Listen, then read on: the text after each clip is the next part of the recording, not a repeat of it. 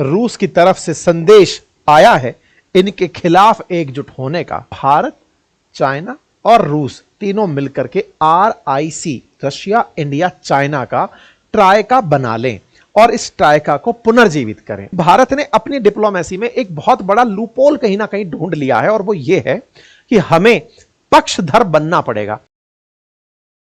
रूस, चाइना और इंडिया ने पहले भी इस तरह का प्रयास किया है कि हम लोग सब अमेरिका के सताए हुए हैं, अमेरिका ही भारत और चीन को लड़ाता है, हमको यह समझ में आ जाना चाहिए।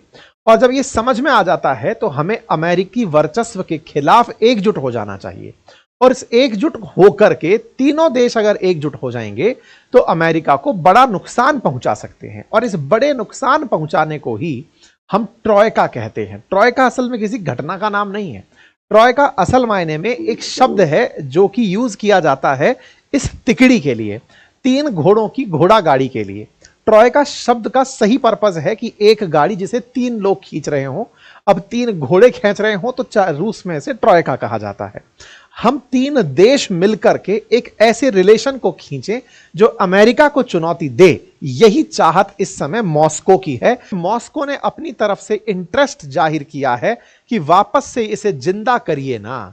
तो अब आपके दिमाग में इसका इतिहास आएगा कि मर कब गया था जिसे जिंदा करना पड़ रहा है। सारी जानकारी आज के सेशन में आपको विस्तार से देंगे क्योंकि ट्रोइका इस बार फिर से खबर में है। भारत, चाइना और रूस तीनों के मिलकर के एक साथ होने की ये जो घटना है ये पहले कब हुई थी, अब उस कहानी को जानते हैं। बात है साथियों वर्ष 1990 के दशक की। तब रूस के प्रधानमंत्री हुआ करते थे येवजेनी प्रामाकोव। येवजेनी प्रामाकोव पुतिन से जस्ट एक पहले वाले थे, मतलब एक छोड़कर पहले वाले थे। येवगेनी प्रामाकोव नाम के जो प्रधानमंत्री थे वो 1988 के अंदर रूस के प्रधानमंत्री बने थे। असल में रूस का जन्म 1991 में ही हुआ है, यानी रूस नामक देश 1991 में बना है। आपके दिमाग में सवाल आएगा क्या बात कर रहे हो सर, मैं सच बोल रहा हूं। उससे पहले रूस ना होकर सोवियत संघ हुआ करता था जिसे USSR कहा करते थे। USSR 1991 में 15 देशों में टूटा, उनमें से एक देश का नाम था रूस। ये जो बाकी देश हैं 15, उन्हीं में से आप सेंट्रल एशिया के country Kazakhstan, Turkmenistan, Uzbekistan, Kyrgyzstan इनके नाम सुनते हैं।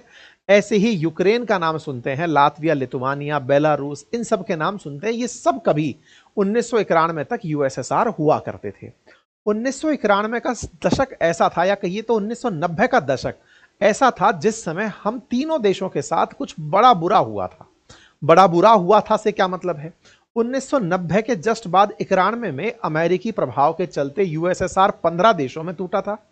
भारत इतना गरीब हो गया था कि गोल्ड यूके में गिरवी रखना पड़ा था, जिसके चलते 91 में हमें अपनी नीतियां बदल करके लिबरलाइजेशन, प्राइवेटाइजेशन, ग्लोबलाइजेशन वाली नीति, जो अमेरिका बेस्ड नीति थी, IMF के प्रभाव वाली नीति थी, वो अपनानी पड़ी थी। और चाइना में उस समय तियानमेन स्क्वायर के अंदर एक घटना हुई थी, एक तरह से कहिए कि लोकतंत्र के नाम का प्रयास हुआ था जिसको भड़काया अमेरिका ने था, ऐसा चाइना कहता है। और चाइना के अंदर एक बड़ा बवाल कटा था। तीनों देशों के लिए वो घटना या फिर वो समय अपने आप में बहुत ही लो टाइम में काउंट किया जाता है।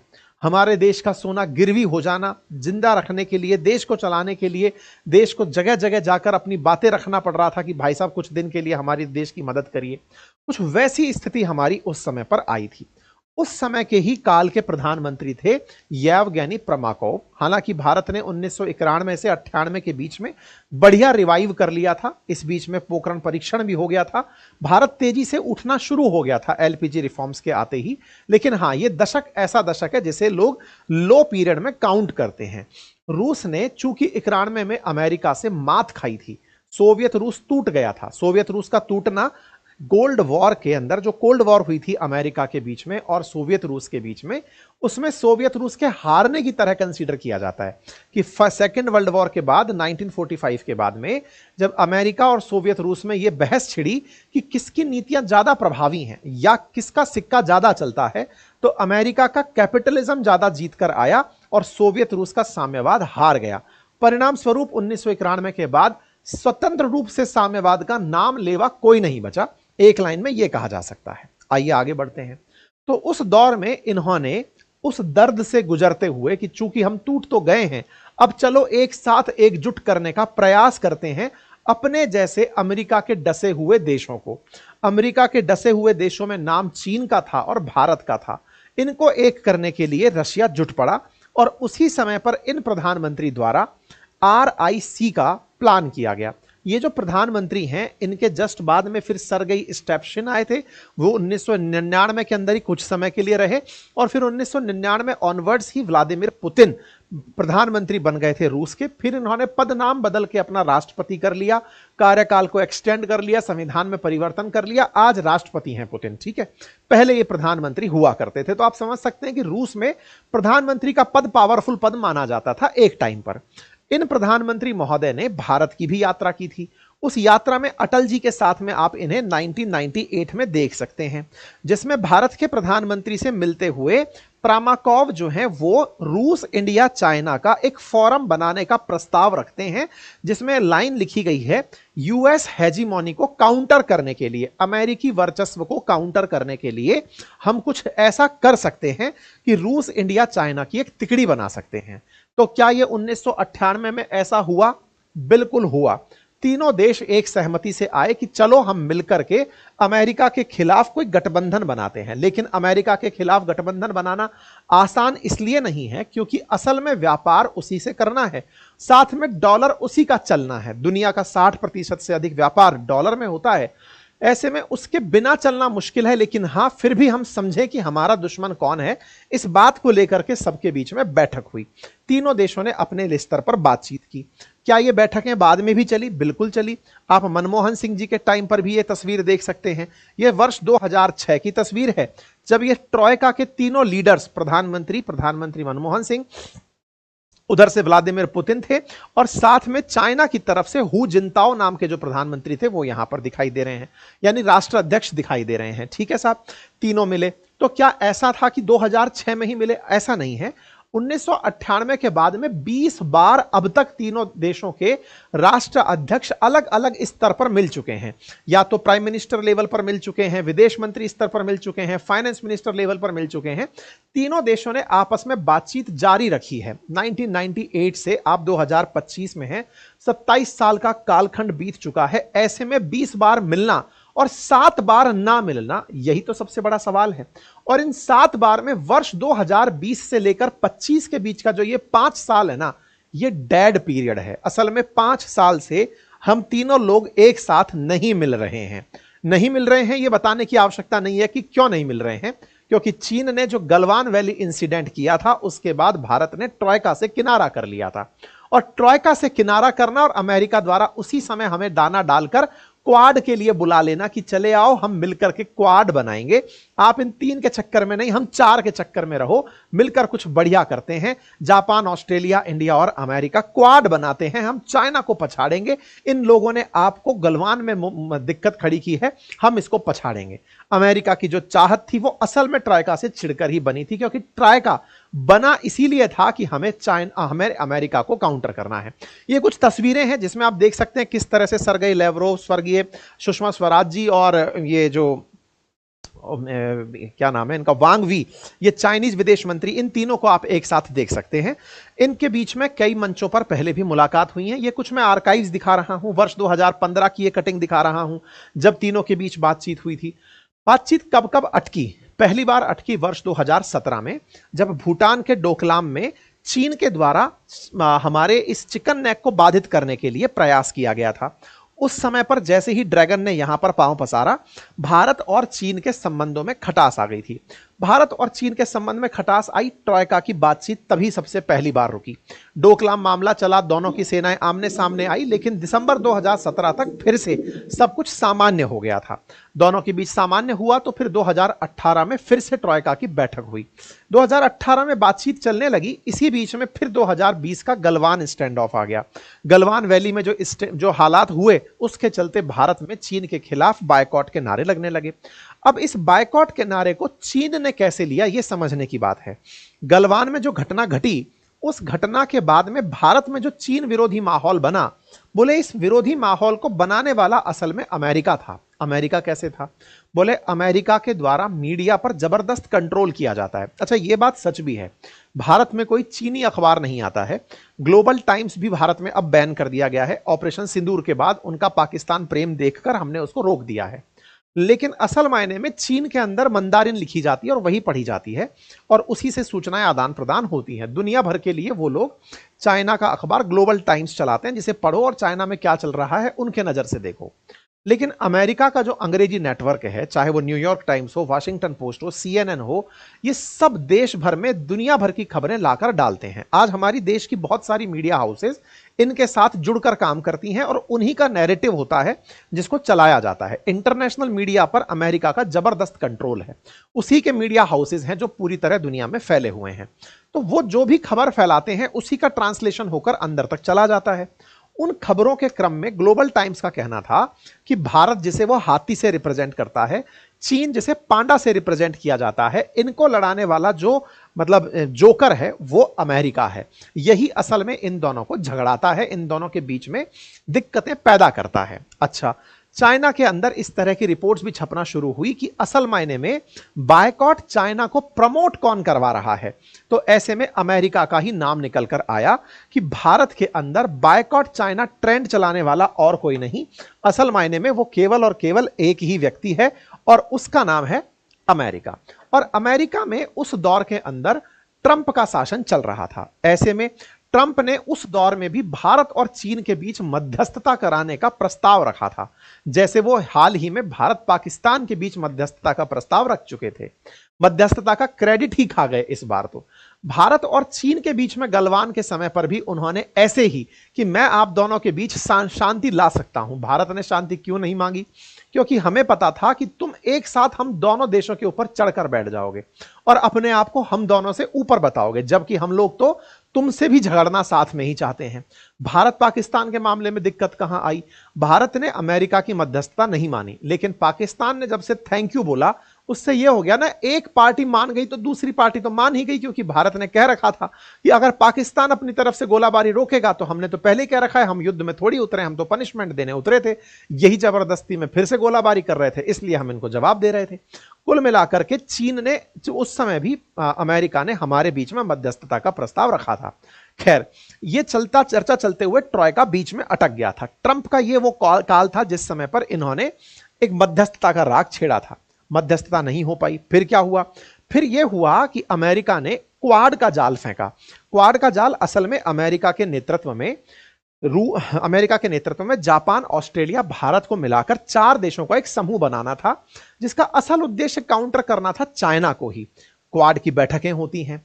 क्वाड की बैठकें कोरोना काल में होती हुई दिखाई देती हैं। समझ में आता है कि क्वाड किस तरह से बनाया जा रहा है। एंटी चाइना बनाने का प्रयास किया जाता है। भारत के प्रधानमंत्री के साथ फिर जब नए राष्ट्रपति आते हैं उनकी मुलाकात होती है और मुलाकात में बार बार यही कहा जाता है अमेरिका के द्वारा कि हम इंडिया चाइना बॉर्डर पर पूरी तरह नजर बनाए हुए हैं और हम इनके साथ खड़े हैं। मतलब भारत को यह उकसावा दे दिया जाता है कि अगर चाइना के साथ आप झगड़ोगे तो हम आपके साथ हैं। अमेरिका का भारत से जो प्रेम उजागर हुआ, असल में वो चाइना के खिलाफत करने के कारण हुआ। बिल्कुल वैसे ही जैसे कि पाकिस्तान के साथ में चीन का जो साथ है वो इसलिए कि चलो भाई हमारा कॉम्पिटिटर है भारत, चलो तुम्हारा साथ दे देते हैं। ऐसे ही अमेरिका को लगता है कि चीन हमारा कॉम्पिटिटर है, चलो भारत का साथ दे देते हैं। तो ये भारत के साथ ऐसे निकलकर अमेरिका उस बीच में आया था। चलो साहब, इसके बाद में क्या हमारे बीच में बातचीत हुई? बातचीतों का दौर 18वीं मीटिंग हुई, 19वीं मीटिंग हुई, 20वीं मीटिंग हुई, लेकिन ये बीच में अटक करके रह गई। अमेरिका इस बीच के अंदर बार बार भारत और चाइना को घसीटने का प्रयास करता रहा और क्वाड की बैठकें लगातार करता रहा। इस पर चीनी मीडिया ने इस क्वाड को इस तरह से दिखाया कि ड्रैगन की पूंछ पकड़ लो तुम लोग।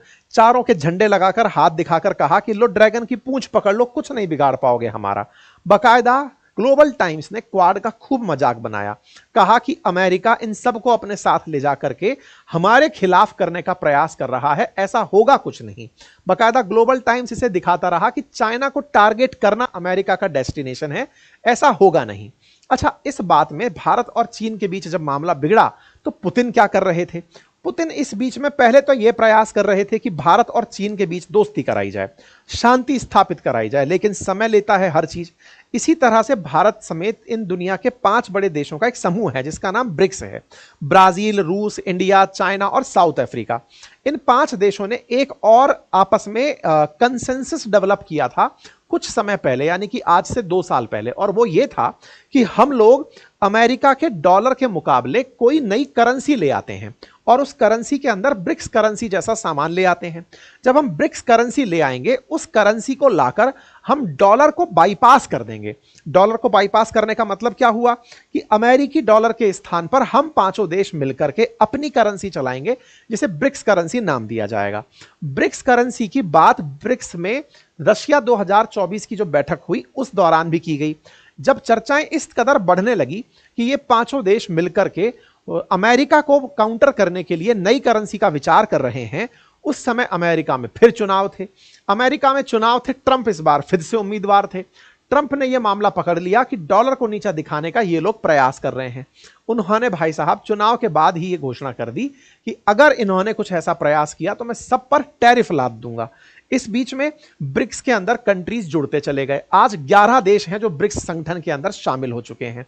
कजान में 2024 के अंदर हुई इस बैठक में रूस ने भारत और चीन को नजदीक लाने का प्रयास किया।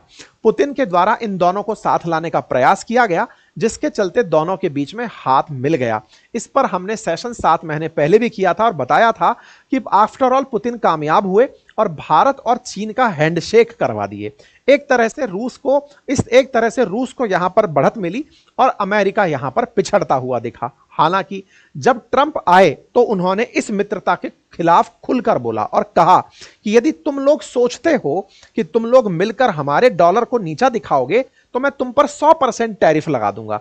यह बकायदा इनका ट्वीट है जो इन्होंने आते ही सबसे पहले मार डाला कि अगर ब्रिक्स कंट्री सोचते हैं कि मेरे खिलाफ करेंसी ले आएंगे तो मैं 100% टैरिफ लगा दूंगा, अमेरिका में माल बिकने नहीं दूंगा। ऐसे में हम जैसे देशों ने निकलकर कहा कि ऐसा फिलहाल कोई प्रस्ताव नहीं है, हम डॉलर का कोई रिप्लेसमेंट नहीं तलाश रहे हैं। भारत इस समय पर सफाई दे गया। भारत से यही एक बहुत बड़ी गलती हुई थी। गलती क्या हुई थी ये कहिए कि भारत की जो साधने की नीति है कि हम इसको भी साध लें, उसको भी साध लें, किसी का बुरा ना बने। अच्छा, दुनिया में ये होता आया है कि अगर आप सबके अच्छे हो ना तो आप किसी के अच्छे नहीं हो, आपको कोई ना कोई पक्ष लेना पड़ता है। अब एक ऐसा समय भारत को भी फील हो रहा है। भारत की, मैंने आपसे उस समय भी कहा था, ऑपरेशन सिंदूर के समय पर भी कहा था कि भारत ने अपनी डिप्लोमेसी में एक बहुत बड़ा लूपोल कहीं ना कहीं ढूंढ लिया है और वो ये है कि हमें पक्षधर बनना पड़ेगा। हम जो मध्यम मार्गी बनकर चलते हैं, जब हमें मित्रों की तलाश होती है तो हमें भी मध्यम मार्ग दिखाने वाले मित्र आ जाते हैं। जैसे ऑपरेशन सिंदूर के समय हमारा परम मित्र रूस भी खुलकर हमारे साथ खड़ा नहीं हुआ। क्यों नहीं हुआ? उसने भी हमें वही ज्ञान दे दिया कि जिस तरह आपने रशिया यूक्रेन के समय पर ज्ञान दिया था कि डिप्लोमेसी डायलॉग से पीस आती है, उसने भी हमें यही ज्ञान दे दिया कि देखिए संवाद से चीजें सुधरती हैं, बातचीत कर लीजिए, क्या पता दोनों देशों के बीच शांति आ जाएगी। तो वो हमको शांति का पाठ वैसे ही पढ़ा गया जैसे हमने उसको रशिया यूक्रेन के केस में पढ़ाया। ऐसे ही इजराइल और फिलिस्तीन के संघर्ष में, इजराइल और हमास के संघर्ष में इजराइल भी हमें ज्ञान वही दे गया कि आतंक के खिलाफ हम आपके साथ दृढ़ता से खड़े हैं, बिल्कुल वैसे ही जैसे भारत ने इजराइल को कहा था कि हम खड़े हैं। लेकिन तुर्की और अजरबैजान खुलकर पाकिस्तान के साथ आए क्योंकि पाकिस्तान ने अपने आप को पहले ही पक्षों में डाल रखा है। हां, पैसे वाला देख करके वो भले ही पिघल जाए कि अमेरिका के साथ जाना है कि चीन के साथ, लेकिन वैसे उसने अपने स्पष्ट तरीके बना रखे हैं कि इन देशों के साथ रहना है, इनके खिलाफ रहना है। खुल के बोलता है कि मैं इजराइल के खिलाफ हूं, खुल के बोलता है कि मैं फिलिस्तीन के साथ हूं। इसका मतलब पाकिस्तान तुलनात्मक रूप से ज्यादा अच्छा स्टैंड लेता हुआ इन दिनों दिखाई दिया। वहीं भारत ने सबको साधने के चलते किसी को भी अपने साथ नहीं पाया, या कहिए सबसे सांत्वना पुरस्कार पाया कि वेल डन बेटे, बहुत अच्छा किया, लेकिन आपके साथ आपके जीतने के जश्न को साझा करने कोई नहीं खड़ा हुआ। ठीक है, ऐसे में भारत ने इस समय जब यह कहा कि ब्रिक्स करेंसी के समय पर नहीं सर हमारा कुछ भी ऐसा प्लान नहीं है, उसी समय पर ट्रंप को समझ में आ गया कि इनकी दूखती नस है टैरिफ। तो ट्रंप ने हमें टारगेट करना शुरू किया। टैरिफ किंग कहकर पुकारना शुरू किया कि बेटा अब एक डर गया। अच्छा, भय की एक बहुत बड़ी नियति है, भय की एक नेचर होती है, जो जितना डरता है उसको उतना डराया जाता है, जिसके अंदर जितना भय प्रवेश कर चुका है उसको उतना ही बड़ा किया जा सकता है। अमेरिका को यह समझ में आ गया था कि इंडिया टैरिफ किंग नाम से चिढ़ गया है, इसे लग रहा है कि पता नहीं अमेरिका हम पर कितना टैरिफ लगा देगा। इसके चलते हम अमेरिका के हर उस दुस्साहस को स्वीकार करते चले गए, भारत को हर जगह टैग कर देना, आप टैरिफ किंग हैं, आप सबसे ज्यादा टैरिफ लगाते हैं। जबकि इन्होंने खुद कैलकुलेट किया तो हमारा नाम टॉप में नहीं था, लेकिन इन्होंने हमें फिर भी टॉपर ही कहा, सबसे ज्यादा टैरिफ आप ही लोग लगाते हो। खैर, ऐसे में भारत और चीन की नजदीकियां अमेरिका में आए ट्रंप के कारण बढ़ना शुरू होने ही वाली थी। भारत ने फिर एक गलती कर दी, और वो क्या था? चीन ने इस बीच में हमारे साथ हैंडशेक करने का प्रस्ताव दिया कि देखो साहब, मैं आपके साथ बातचीत कर सकता हूं, अमेरिका के ट्रंप के टैरिफ को हम लोग न्यूट्रलाइज कर सकते हैं। भारत लेकिन उस समय पाकिस्तान को लेकर गुस्सा था कि तुम बेटा बड़े मौका परस्त हो, अब तुम्हारी हालत खराब हुई है तो तुम हमारा साथ चाहते हो, पाकिस्तान के मामले में तुम कुछ नहीं बोलते हो। तो हमने चीन को फिर से आंख दिखा दी कि नहीं, हम नहीं सुनेंगे तुम्हारी। ऐसे में कुल मिलाकर अमेरिका हम पर टैरिफ घोषणा करने में कामयाब हुआ, और चीन का ऑफर हमारे पास होते हुए भी हमने उसको स्वीकार नहीं किया। कुल मिलाकर परिणाम यह निकला कि यूएस का टैरिफ दुनिया में कहर बन के बनपा, और इस बीच में चीन ने अपने पड़ोस में, भारत के पड़ोस में जो देश थे उनको टटोल लिया, चाहे मोहम्मद यूनुस हो या पाकिस्तान हो, उनके साथ उसने डील कर ली। कुल मिलाकर चीन ने भारत के दुश्मनों को, हालांकि उनके पास कोई कैलिबर नहीं है, फिर भी उन्हें दाना डालकर अपने पक्ष में करने का काम कर लिया। रूस बैठा बैठा ये सब चीजें देख रहा था कि भारत जैसा इतना बड़ा बाजार, दुनिया की चौथी अर्थव्यवस्था बनने को तैयार, परचेजिंग पावर पैरिटी में दुनिया का तीसरा सबसे बड़ा देश, अब ये इस तरह से अगर संघर्षरत रहेगा तो सही नहीं है। इस समय रूस फिर से हमें एक तरह से बड़े भाई की तरह पाथ बियरर बनकर खड़ा है, साथ में खड़ा है और कह रहा है कि देखो भाई, फिर से एकजुट हो जाओ, जो आपने पहले प्रयास किए थे उनको वापस से शुरू करो, ट्राइका वापस से बनाते हैं, मिलकर के कुछ करते हैं। ऐसी स्थिति में रूस ने अभी जो यूक्रेन डिप्लोमेटिक जो रिबैलेंसिंग का काम चल रहा था उसे देख करके ये समझ लिया कि ट्रंप के हाथ में कुछ नहीं है, हमें सबको मिलकर के एकजुट होना पड़ेगा, और पुतिन ने उसके नजारे दिखाने शुरू कर दिए। क्योंकि पुतिन ये जानते हैं कि जो डराने वाला है, अगर उसे एक बार धमका दिया जाए ढंग से तो वो पीछे हट जाता है, और ट्रंप के साथ हुआ भी ऐसा। पहले चीन ने धमकाया कि हम तुम्हारे टैरिफ से डरने वाले नहीं हैं, ट्रंप पीछे सरक गए और सरक करके चीन को वापस से न्यूट्रलाइज कर दिए। इसी तरह से पुतिन ने धमकाया तो ट्रंप उन्हीं को भला बुरा कहने लगे, लेकिन कुछ बिगाड़ नहीं पाए। तो इन दोनों ने ट्रंप का डर जो है ना, वो दुनिया से निकालने का काम किया। जब दुनिया से निकालने का काम किया, तभी दुनिया की नजर में ये लोग लीडर बनकर दिखाई दिए। और हम जैसे जो देश हैं, जो दुनिया में बड़ी इकोनॉमी होते हुए भी, रूस से बड़ी इकोनॉमी होकर के भी हमें लीडरशिप किसी और की अब चाहिए हो रही है, तो रूस ने हमें समझाया है कि भाई सुनो, तीनों लोग मिलते हैं और इसके लफड़े में मत फंसो, वापस से मिलते हैं, ट्रेड के लिए कुछ ना कुछ विकल्प निकाल ही लेंगे, तीनों एक साथ रहेंगे, एकजुट रहेंगे, तो फिर कोई हमारी लड़ाई का फायदा नहीं उठाएगा। बिल्कुल वैसे ही है कि अगर भारत और चीन वाकई में कभी विचार करके देखिए, अगर ये दोनों देश एक हो जाते हैं, हालांकि ये दोनों बहुत ही मुश्किल से संभव होगा, क्योंकि फिर तो दुनिया की तमाम ताकतें जुट जाएंगी इन दोनों को संघर्ष कराने के लिए, लेकिन अगर एक बार ये दोनों देश एक हो जाते हैं तो ये बेचारे समुंदर ढूंढ ढूंढ करके, बांग्लादेश बंगाल की खाड़ी में डुबकी लगा लेगा तो पाकिस्तान अरब सागर में डुबकी लगा लेगा, और अमेरिका तो पैसिफिक ओशन की तरफ झांकेगा तक नहीं कि देखना ही नहीं है ये लोग तो गलत काम कर दिए हैं। मतलब इस तरह की स्थितियां बन जाएंगी। मतलब भारत और चीन का झगड़ना दुनिया में बहुत से देशों के हित में है। बाकी आप इस विषय पर क्या सोचते हैं, अपनी राय कमेंट बॉक्स में जरूर बताएं। क्या वाकई में भारत को चीन के साथ सोचना चाहिए कि हम इसके साथ आगे बढ़ें, और अमेरिका का जो राग फैला हुआ है, क्योंकि वो सगा किसी का नहीं है, ऐसे में क्या ट्राइका का भविष्य है? क्या तीनों देशों को मिलकर के वाकई में एकजुट होना चाहिए? क्या भारत को अपनी डिप्लोमेसी पर विचार करने की आवश्यकता है? तमाम बातें आप विचार करके कमेंट बॉक्स में अवश्य लिखिएगा सेशन पूरा होने के बाद में। और अपनी राय जो आप लिखते हैं, ऐसा नहीं है कि मैं उसे नहीं पढ़ता हूं, लेकिन उन सब पर मैं रिएक्ट नहीं कर पाता हूं, लेकिन आपके राय को लोग बहुत पढ़ते हैं। जो आप लिखते हो ना, बहुत सी एजेंसीज आकर के आपकी चीजों को पढ़कर जाती हैं, तो अपनी राय को खुलकर रखें। फिलहाल के लिए इतना ही। चैनल पर नए हैं तो सब्सक्राइब कर लें, साथियों से अवश्य साझा करें।